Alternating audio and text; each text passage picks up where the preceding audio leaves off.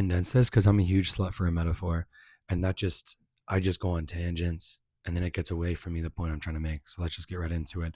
The point of this video is that I believe that longevity comes from doing what you would just be doing anyways.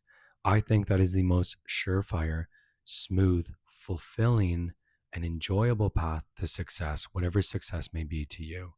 And keeping yourself not even in competition with yourself, but on a journey of growth, I feel like brings longevity.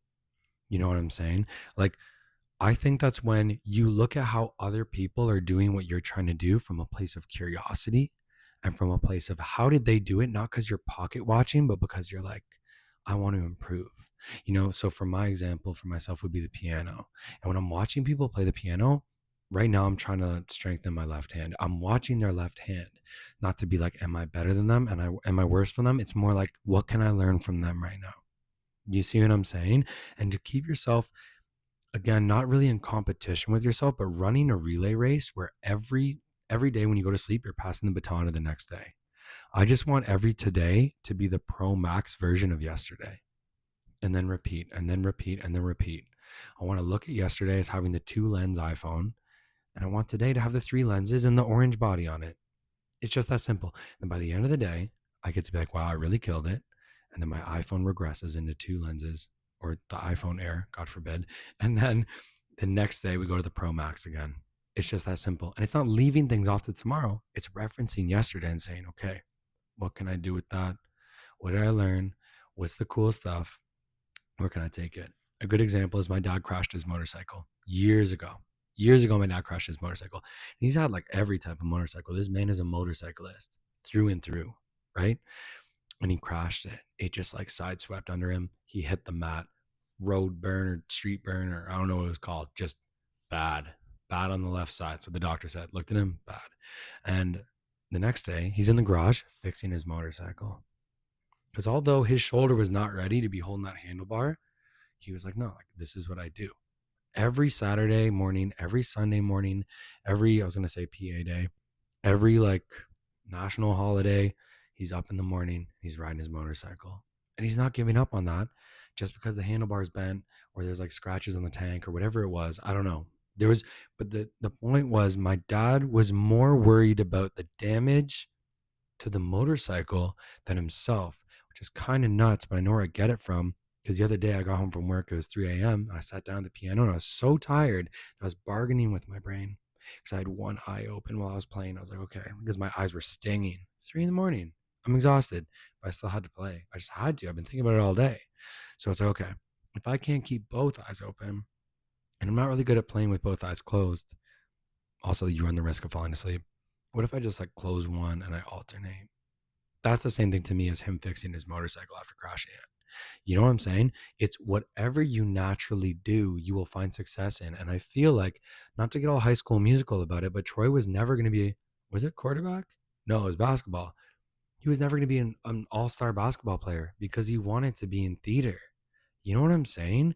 So it's like you can't force a kid to be Ronaldo or Messi if they don't want to play soccer. It's going to cause internal mutiny. I'm going to get to that in just a second, but I don't think I'm done with my second point just yet. Because whatever you'd naturally be doing, I feel like is the smoothest path to success. For myself, I love writing music. I really do, but I hate recording it. So my idea for the smoothest path to success, oh my goodness, talking is hard. This is what I'm practicing, is basically singing with my guitar and posting on YouTube because I don't want to deal with the production. I know some people that have their face this close to the screen. And they're like, did you hear the difference that half second of delay on the reverb made? And I'm like, brother, I love you. I love this attention to detail, but absolutely not. But I'm so proud of you that you think about that because they would be doing it anyways. And my friend talked to me about like my t-shirts, my designs, all that. And he's like, what I like about them is I can tell you just be doing that anyways, whether or not you were selling them. And I said, absolutely. Because that's what happened for a while. I would drop 2 or 3 designs and they'd get like 1 sale each. And it's not even saying like, do you have the stomach to persevere through the failure of it? To me, it was never failure. Every design I learned something. It was like watching the left hand. Every design I learned something. You know what I mean? So I never felt like I was failing. And I feel like if you're too involved with the score, whether that's the views, the likes, the subscribers, the dollars, whatever it might be, if you're too involved with the external score, like I just think that's so poisonous to the enjoyment of the process. And I think the enjoyment of the process is the most valuable fuel for it to be carried even further. And I've caught myself with that. I'm not saying I'm immune to it. I've learned that. You know what I mean? Like, I've learned from the fact that there were certain shirts that I've made or certain songs that I've written that have gotten more positive feedback through the metrics of attention, through the metrics of dollars, or people coming to me and be like, this is super sick or whatever. But I didn't like those enough to repeat them. But I took what I learned from them to maybe go on to create things that flopped in comparison. But through the refinement of those things, maybe, the score takes care of itself later. In Atomic Habits, the author says winners and losers have the same goal. So I think it's more important to focus on how you're playing than what the scoreboard says. You know what I mean? So, which brings me to my final point. Oh my God, I'm actually killing it. Which is, I think forced improvement is a recipe for internal mutiny. I think that's when you start to get that resistance within you. And that's when you can't carry out your plans. You know what I mean? And I think that's when you start just not wanting to do what you're doing anymore. That's where burnout comes from. Like, I understand we're in an attention economy. And I'm not speaking down to content creators because I know people that create content and they love it. They really genuinely love it. Go for it. That's not me, right? But I think the people that try to become that because they think there's the promise of attention and money and success, and they don't get that right away, since they don't enjoy it, they burn out, or they say that it's not a real thing. It's not possible to make it on TikTok or YouTube or whatever it may be. It's possible to do anything and succeed with anything. You know what I mean? And the last thing I can really think of as an example for this, I'm going to, put a bow on it and ship it out to YouTube, is a long time ago, someone said, if you want to get healthy, you want to get active, and you want to improve your physique or whatever, you have to find a form of exercise that you enjoy.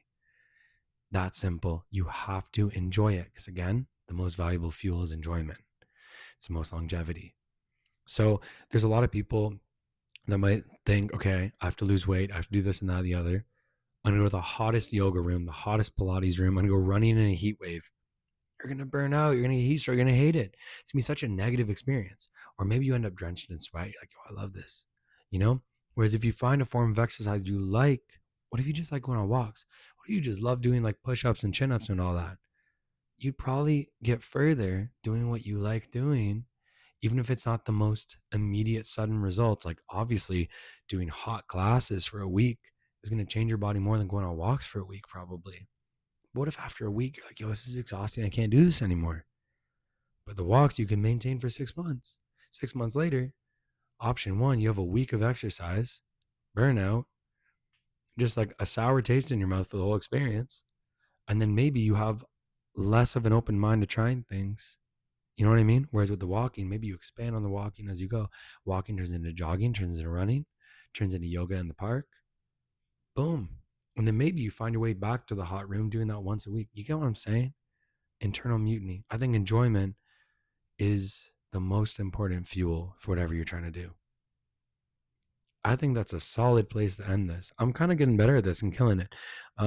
If you like the video, subscribe if you want to hear more. My t-shirts are in the description of the video. If you care to check them out, they're really great. They're really awesome. I love them and they're sick. So thanks for listening. Thanks for watching.